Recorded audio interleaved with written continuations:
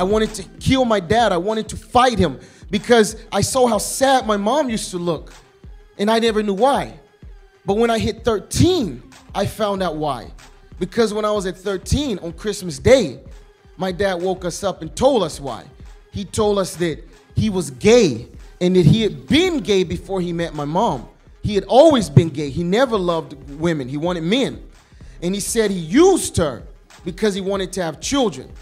And that he wished he never had us. And had HIV. This intensified. And I just started being wild. I would fight the teachers. I would smoke weed in the halls and in the bathrooms and bring alcohol to school. Just all to keep my mind from dealing with the reality of what was going on in my life. I joined the Bloods and I started banging. And when I started gang banging, I would be out there on the streets every day. Until one day, it got to be so much that we beat this undercover officer and he went blind temporarily. And I went to jail. They put me in jail.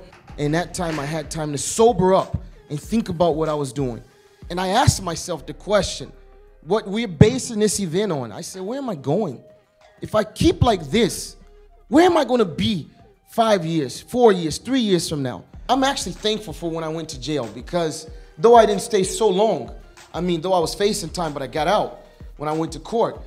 But that week or a little less that I was sitting in there waiting to go to my trial, I had a chance to think about everything without being high, without being drunk.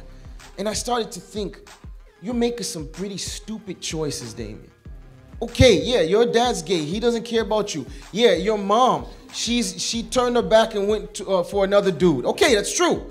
But you out here selling dope. You dropped out of school. I used to be a good student on the honor roll. I dropped out. And when I was in jail, it's like I couldn't run from myself anymore. I had to think about the fact that I was making poor choices.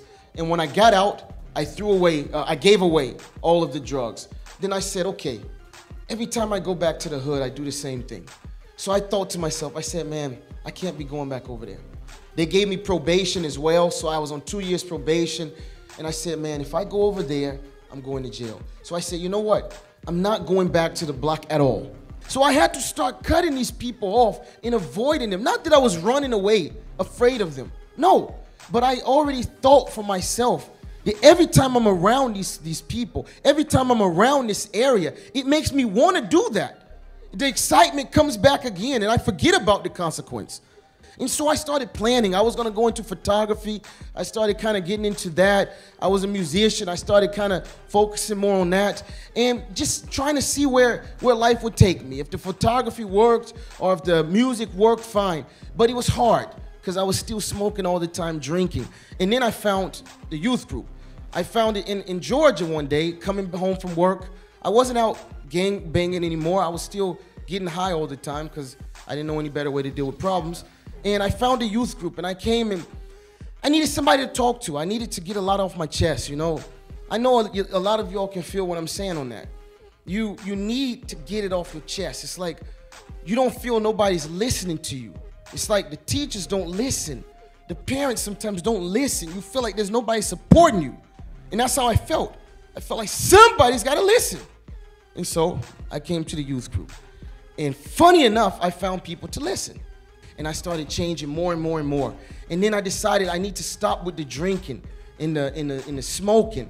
And it was a battle, but I fought it day by day. I said, this is not good for my body. I'm destroying my body.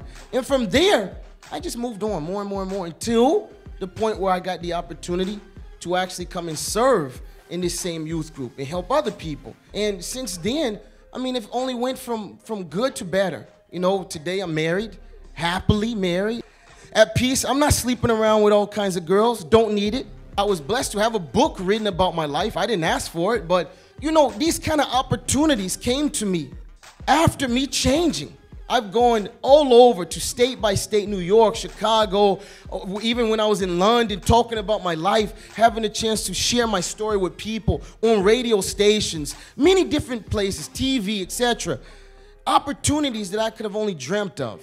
Why? All because I decided to change where I was going.